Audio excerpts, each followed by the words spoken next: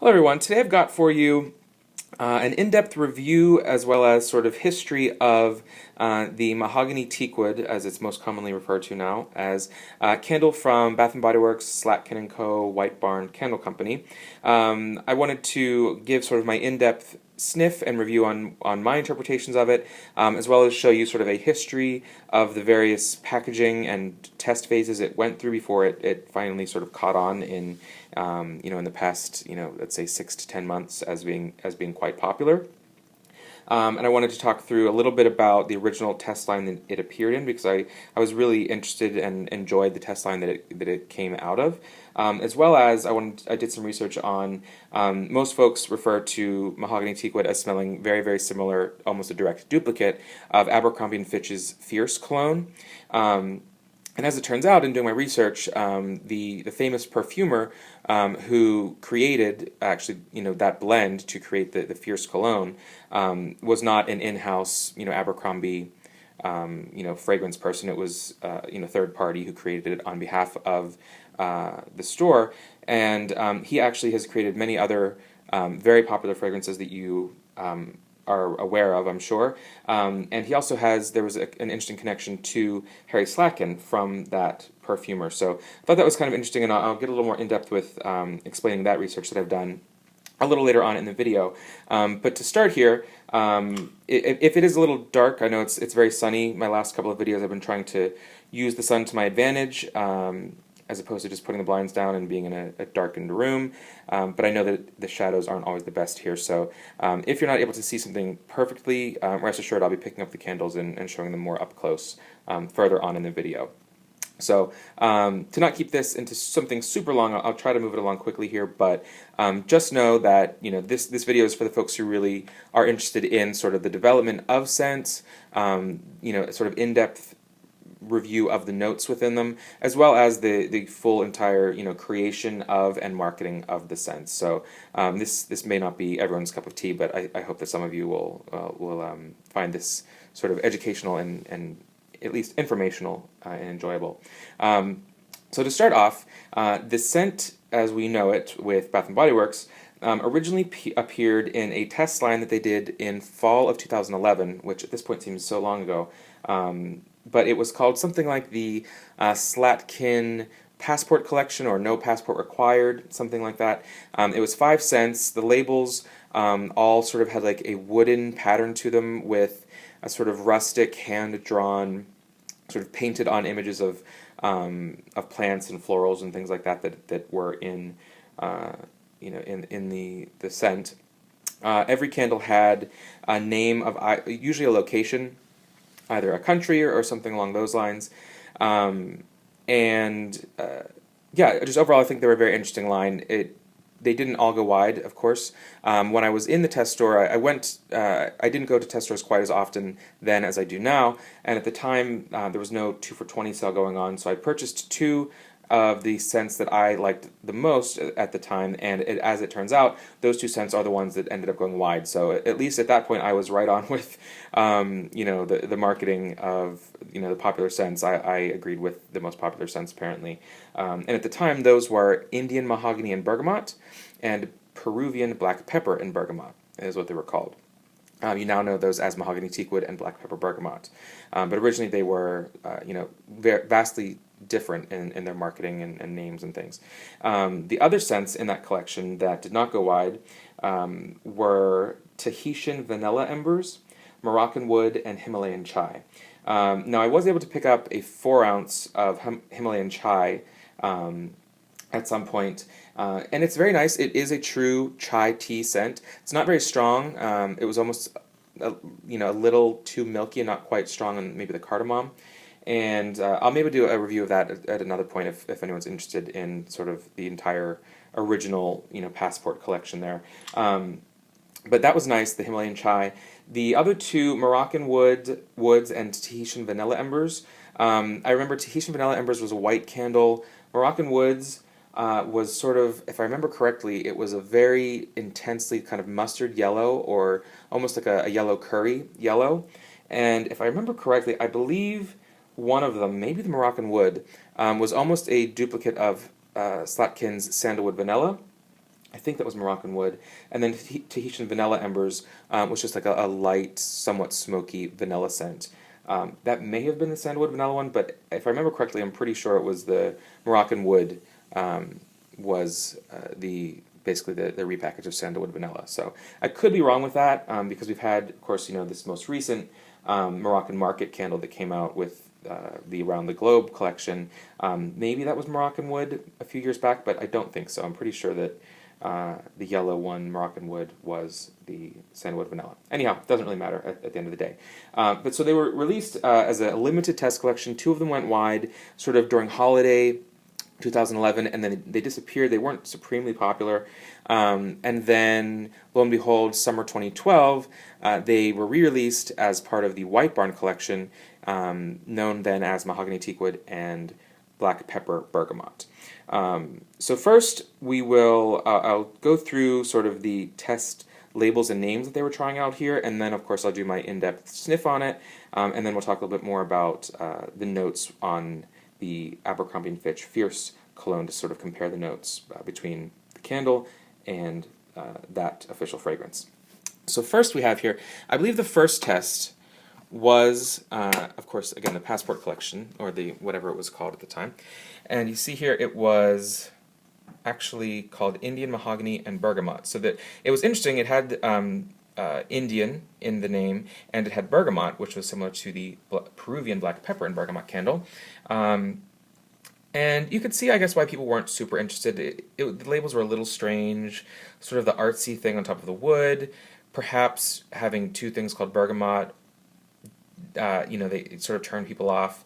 I thought it was a little strange. I was kind of disappointed, actually, that when they went wide from test, even just those 2, they dropped the Indian and Peruvian monikers from them, which I thought was kind of almost sad. That did people not like them because it was Peruvian black pepper and bergamot as opposed to just black pepper and bergamot? Were they, just turned off or judgmental by that? Or maybe because they weren't releasing them as a Passport collection, they decided to drop the, Indian and Peruvian, note from the name? I'm not sure, but I thought it was kind of strange. So when this was released, I believe it was just Mahogany and Bergamot at the time.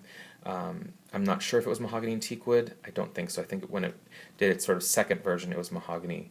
Mahogany Teakwood. Yeah, so anyway, sorry, I'm rambling. First version here, Indian Mahogany and Bergamot. And the notes on it are a refreshing blend of sandalwood and citrus with highlights of cedar, oak, and the essence of mahogany. After that, again, it was Mahogany Teakwood, and oddly, I bought this from an outlet, and the bottom of the candle said Mahogany Teakwood. So at that point, they added the teakwood to it. The same thing, refreshing blend of sandalwood and citrus with highlights of cedar, oak, and the essence of mahogany. But then the label here is a clear label, and they tried the name Mahogany Leather. So I thought that was kind of cool.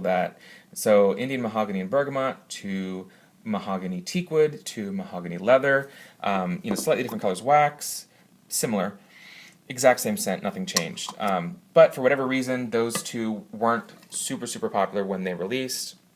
But then, summer 2012, late summer 2012 for the White Barn fall release, it came back as Mahogany Teakwood. Again, just full-on Mahogany Teakwood, completely different label, part of White Barn, no longer Slatkin, sort of the grayish beige wax, just like the pretty wreath on the front. The notes, vastly different listing on the bottom of the label. The scents of fine woods, mahogany, cedarwood, and oak, highlighted by the delicate lavender and geranium notes, conjure up an escape to a cozy library on a chilly fall day. So they threw that in there just to make it, conjure that sort of, or yes, as they say, conjure, to make you feel that sort of mood or emotion, to get you to purchase the candle, essentially. But so they added lavender and geranium in the listing. They dropped off the sandalwood and the citrus, but they did not reformulate the scent. The scent itself was still pretty much the exact same. I suppose it almost was a tiny bit different between the 2. Maybe just that it was a little stronger in the past, but that could just be a blend issue, or different waxes maybe hold the oils differently or something. I don't really think that they changed the fragrance. So, and that is, I'd say this was the most popular. This is when it really started to blow up. I think when more of the mainstream shoppers realized that it was so similar to the Fierce cologne from Abercrombie and Fitch. it's been many years since I've been to an Abercrombie store, so I wasn't familiar with that, but I certainly believe them. That's what they're saying. And then the most recent incarnation we have here from the Lakeside Test Collection, which we assume will be going wide at some point this summer, in an effort to keep one of their top fragrances going, but to keep it more seeming to be appropriately, labeled for the season. It is now, it's actually back to sort of the rust-colored wax, but the image is much more summery. It is of a boat, a really fancily, decorated wooden speedboat or something on a lake. And the notes are listed essentially the same, but just described a bit differently. And this is just, again, the luxurious scents of fine woods, mahogany, cedarwood, and oak are enlightened by delicate lavender and geranium notes. So they dropped off the chilly fall library because now they expect you to imagine that being on the cool summer lake water. So a little bit of the marketing, schmoozing going on there, but that's fine. That's how they, sell the products. But so that is sort of the overview of the history of the packaging, which, again, some people couldn't care less about that.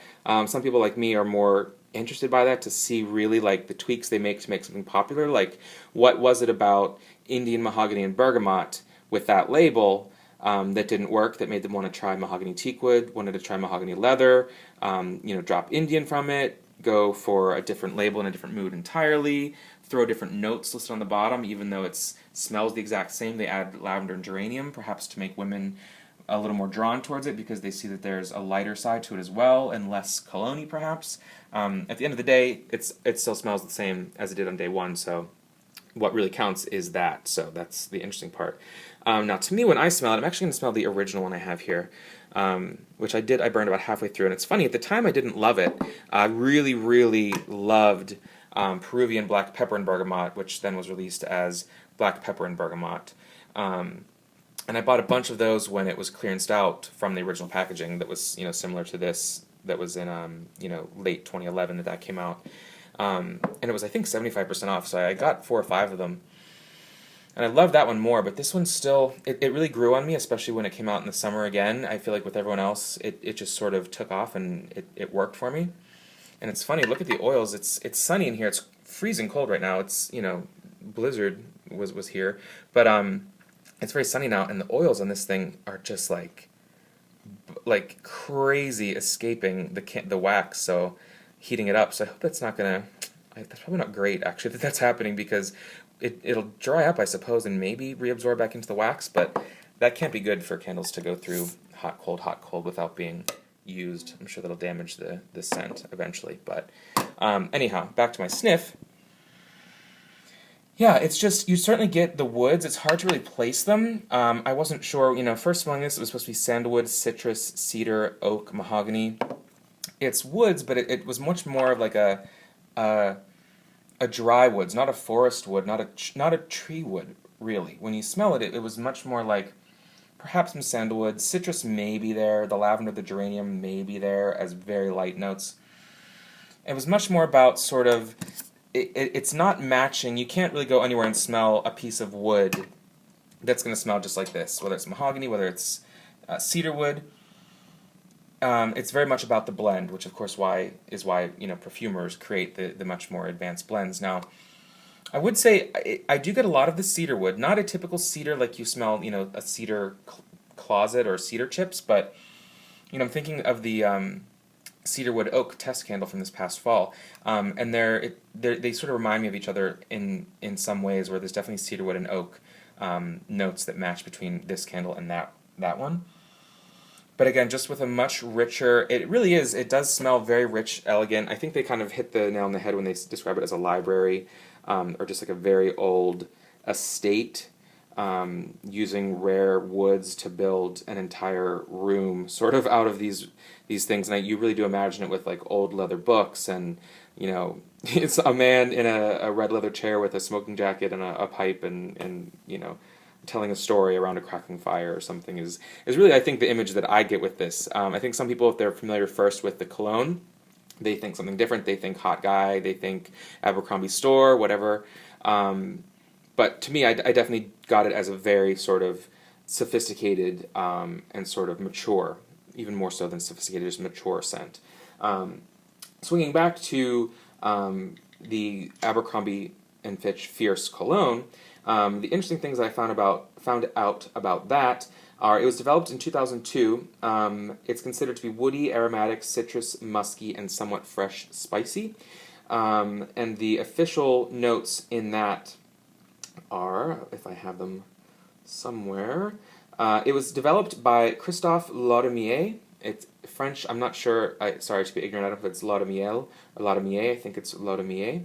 So Christophe Laudamiel and Bruno Jovanovic developed that. They're part of a top fragrance house that develops, fragrances for many different brands. Christophe also was responsible for many other scents, including Clinique Happy Heart, Michael Kors Island.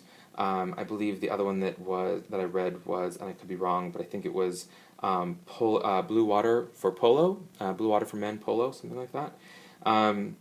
So he's definitely a big time perfumer. And the notes officially in that fragrance are a mix of petitgrain, cardamom, lemon, orange, and fir for the top notes. Middle notes being jasmine, rosemary, rose, and lily of the valley, sometimes known as muguet. And the base notes being vetiver, musk, oak moss, and Brazilian rosewood.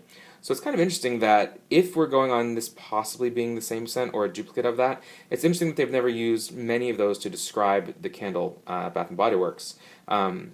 We certainly can get a little bit of that floral, as they mentioned, the lavender and the geranium. Certainly the oak, it says oak moss here, it says rosewood as opposed to mahogany or teakwood. It has vetiver. I don't really get much of a vetiver, but certainly you get some of that. It was called Indian mahogany, and if there's cardamom on that, generally scents that are considered to be Indian are heavy on the spices like cardamom and things like that. And of course, just a little bit of citrus, the lemon, the orange, the fir to get some of the coniferous, tree kind of woody scents in there. But so yeah, so I think that's interesting. And then the connection was that Christophe also apparently was somehow involved with Harry Slatkin. I don't know if it was just in developing the original Slatkin & Co., a few things for him back before he sold to limited brands. But supposedly Christophe was responsible for creating a few scents with Harry Slatkin, including Slatkin's Fig and Absinthe, which I never smelled. I think that was, again, never a Bath & Body Works scent.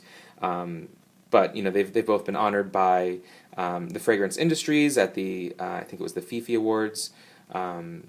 I believe he was given top honors for a few of the scents that he's made, and he's still active with I forget the exact company name, but one of the large New York-based fragrance houses. Christophe is active with that, so it's kind of interesting that it makes you wonder then if perhaps maybe he developed this for Slatkin, or because you can't imagine that they straight up bought this exact same formulation that Abercrombie uses, but it's certainly possible. Maybe time has gone by and at that point it's no longer considered an exclusive blend, because certainly they're not developing all of these fragrance blends in-house, either at Harry Slatkin, but when he was doing it, or his company was working with Bath & Body Works, and certainly not now when it's completely just Bath & Body Works White Barn. They certainly are purchasing blends from third-party fragrance houses and perfumers and people who are responsible for creating fragrances. So unless there's some exclusivity between them with their contract, there certainly could be similar scents through different brands or different different forms, whether it's home fragrance or body fragrance or something like that. That could be similar and actually be duplicate because the same high-end perfumer created and mixed the original blend under a different marketing name. So anyhow, I find that very interesting. I'm very interested in the whole world of fragrance and how you break into even becoming the nose who develops those highly intricate blends. I think it's very fascinating, which is how I sort of express it through the slight obsession with the Bath & Body Works candles. So yeah, that's basically all I've got to say. If there's any questions you have, please let me know. Trying not to keep this super long, but of course, again, just the overview of everyone's favorite Mahogany Teakwood. Let me know if you want me to do any other in-depth reviews on perhaps the other more sort of complex candles like the Black Pepper Bergamot and things like that. I figured this was a good one to get started on, since there were so many forms that I could share through the various marketing that they've done. So, as always, comments, questions, hit me up below, and until next time, take care.